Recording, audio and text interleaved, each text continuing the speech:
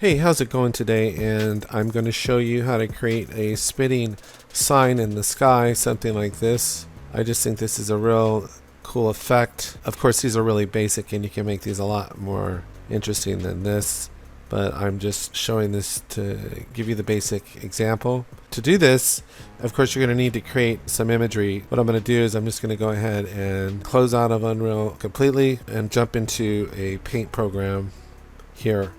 So what I did here is I just went into paint. This is just some real basic program, and you just go like to resize pixels, and I set it to 512 by 512. You can also do 1024 to 1024, and then you can just type in, whatever text you want. You hit this text up here, and when you go to type it, you can just set it at opaque and then type whatever you want to type here. So let me just control.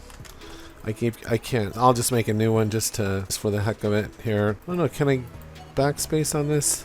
I'm not really familiar with this program, but I'm just going to go ahead and white over this. And I'll just put, I don't want that yellow. I'll just put in something black, and I'll just put in, I'll make it a little smaller. Abandon hope all who enter here, or something like that. And then of course, you can change the font, and you can play around with this all day long and resize it. Like I said, I'm more familiar with Photoshop than Paint. I just decided to use Paint. That's a terrible sign, but anyway, I'll just go save as a JPEG, and we'll just call this sign 3. Just something to mess around with. I could make this, of course, we can make this sign a lot better, but I just want to show you that you can go into an external program to create your sign. And then what we're going to do is we're going to go ahead and launch Unreal Engine, and that always takes a couple of minutes to do. And then we're going to go into games, and then we're going to go into blank games, and there's no starter content, no ray tracing, it's a blueprint, and I'm just going to call this spinning sign 3. And go create. And again, that takes a minute. You could imagine the Jeopardy theme song in your mind while this is doing its thing. And here we are. So what we're going to do, the first thing we're going to do is we're going to go import some of those signs that I made, those amazing signs. And I have a couple here. I got this one, and this one. And we'll just go ahead and import those just so we have something to play around with. And then what we'll do is I can choose one of them. How about this one? It's more profound. And I right click on it, and I'll go create material. And I'll call this Signage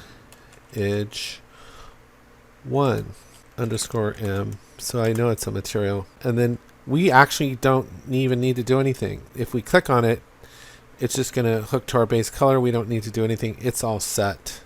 So that's easy enough, right? And we can do this for every other one that we want, like this one too. Create material, and I'll just call this Signage 2 _M, and then we got our second one. So we got our materials all done. Now all we got to do, and this is kind of the meat and potatoes of this, is we right click and go to Blueprint Class, go to Actor, and we're going to call this spinning sign _BP. So we know it's a blueprint. And then we're just going to double click to go into it. Before I dock this, I'm just clicking and dragging on the top of this. Notice the orientation of our axes here. And so what we want is this to all be oriented the same way. So you see how this, what is that? The X is pointing to the left and this one's pointing to the right. So we're just going to click and drag and turn this that way, so we're in the same basic orientation. I didn't catch this one time, and I was so frustrated I could have ripped my hair out. And okay, so now once we've got that, I can just go ahead and dock this up on the top. Okay, so we're in the correct orientation. So we're going to go click on default scene root and go to add, and we're just going to go to cube, and it's going to bring in a cube. And I can, I can right click to. Now there's something, if you hit Alt, you should be able to spin around the object, but you notice I'm not doing that. And this is endlessly frustrating to me. You've got to go into Edit Preferences. If we just type in here, camera orbit, there's this orbit camera round selection. This is the most important setting in the world. And just click that and close that. Now if I press Alt, you'll see I can orbit around this object, which makes my life a lot easier sometimes. But I think the rules of engagement are a little bit different here, so I'm just trying to get around on like a side view here on this.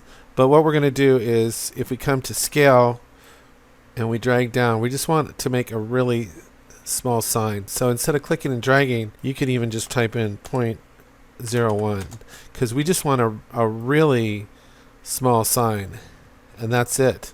And the only other thing is just make sure your location is at the origin, 0, 0, 0. Otherwise the sign won't spin on the z-axis. It'll spin weird. So then we'll just go compile, save, and then where we have our material here, we can click on this and search for our signage material, and we just click here and it comes in perfectly set up for us. We don't have to do any extra alignment or anything. So this is the best way to set it up. And go save. Okay.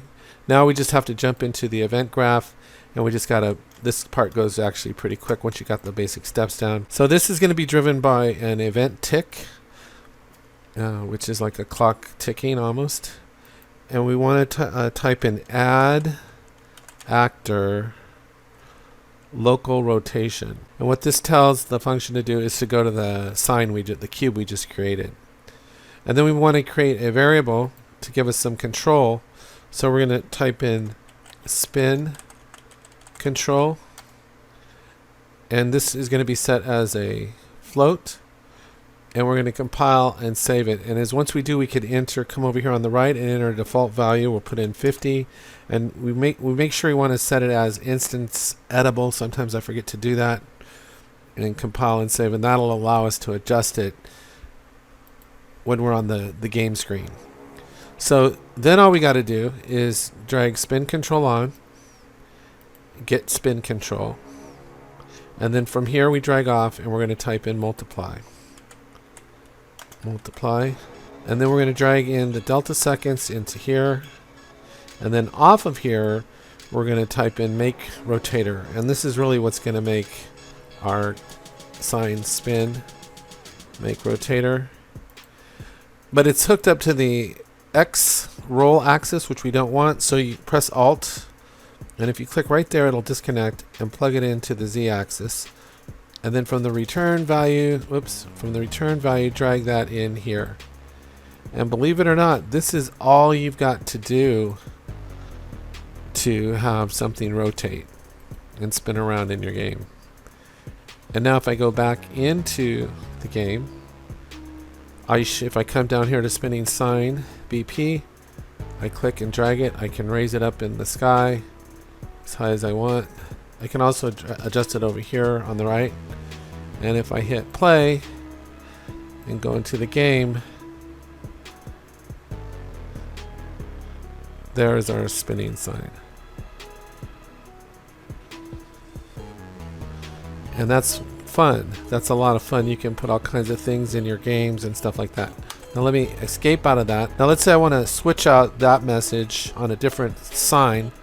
What I can do is drag another sign in, put it here, and then if I come over to that one and I click on the cube, make sure I'm selected on that sign, I can come into another material and drag this over here, and it swaps out.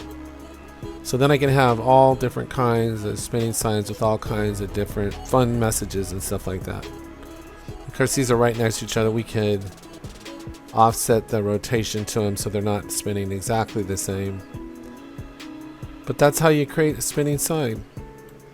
So anyway, I hope you found this helpful. Take care and have a great day.